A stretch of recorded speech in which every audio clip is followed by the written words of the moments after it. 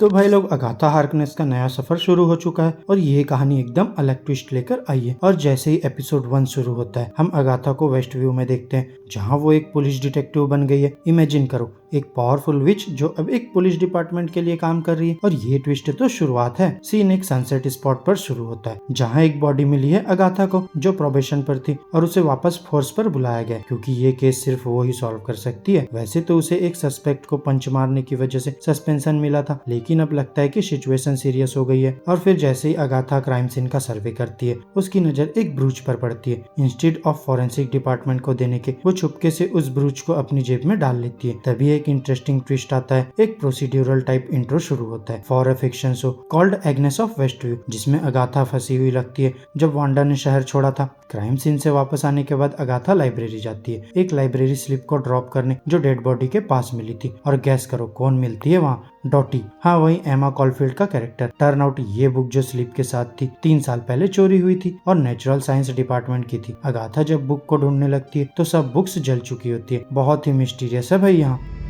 मतलब सब कुछ चल गया क्या?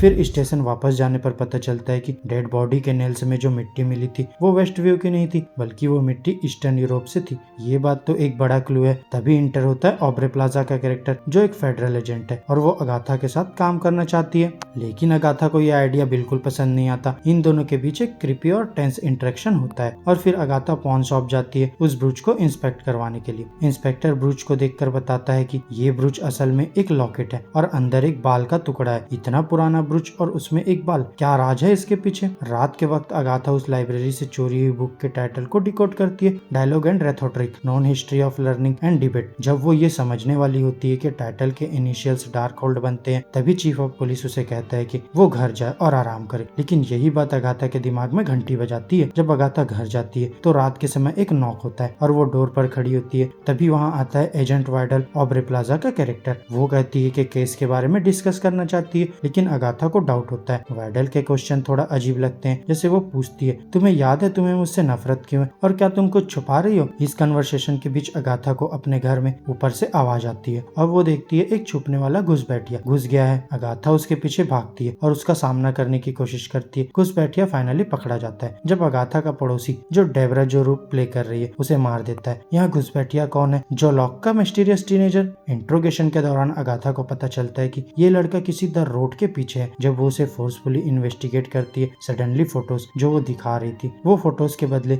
एक फ्लावर बेड बन जाती है। और जब वो वाइडल को देखने के लिए जाती है तो वो 2 वे मिरर भी एक पेंटिंग बन गया होता है। फिर लड़का एक इनकेंटेशन बोलता है और अगाथा उसे जेल में डाल देती है। लेकिन भाई ये सब कैसे हो रहा है? अगाथा अपनी कंफ्यूजन क्लियर करने के लिए मॉर्ग्यू जाती है ताकि बॉडी को दोबारा चेक करे। जब वो बॉडी के पास जाती है तो उसे एक और लाइब्रेरी स्लिप मिलती है और इस बार नाम लिखा होता है डब्ल्यू मैक्सिमॉफ। यहाँ वो देख के शॉक हो जाती है कि वांडा के जाने के बाद भी उसका कनेक्शन वेस्ट व्यू से कैसे है। लेकिन तभी वाइडल आउट ऑफ नोवेयर अपीयर होती है और अगाथा को बताती है कि वांडा ने उसे वेस्ट व्यू में ट्रैप कर दिया था, लेकिन अब वो चली गई है और डार्क होल्ड के सभी कॉपीज अपने साथ ले गई है। और यही वो मोमेंट है जब अगाथा को याद आता है कि असली डार्क होल्ड तो उसके पास था, यानी वांडा के डार्क होल्ड को पाने से पहले अगाथा ही उसकी मालिक थी। अब जब अगाथा को अपनी पुरानी यादों का हिस्सा वापस आता है तो वो सडनली अपनी पावर्स के बिना वापस अपने घर में होती है और बिल्कुल नेक्ड। वो एकदम से अपने पड़ोसी के पास जाती है और पूछती है, मैं यहाँ कितने दिनों से हूँ? और जवाब मिलता है 3 साल। अगाथा अब अपनी पावर्स वापस पाने के लिए डिस्पेरेट है। बेसमेंट जाने पर उसे एक रैबिट के अलावा कुछ नहीं मिलता। फिर एक और टूट सुनाई देता है और अगाथा को रियलाइज होता है कि उसने जो लड़का पुलिस स्टेशन में लॉक किया था वो असल में उसके घर के हॉल क्लोजेट में था।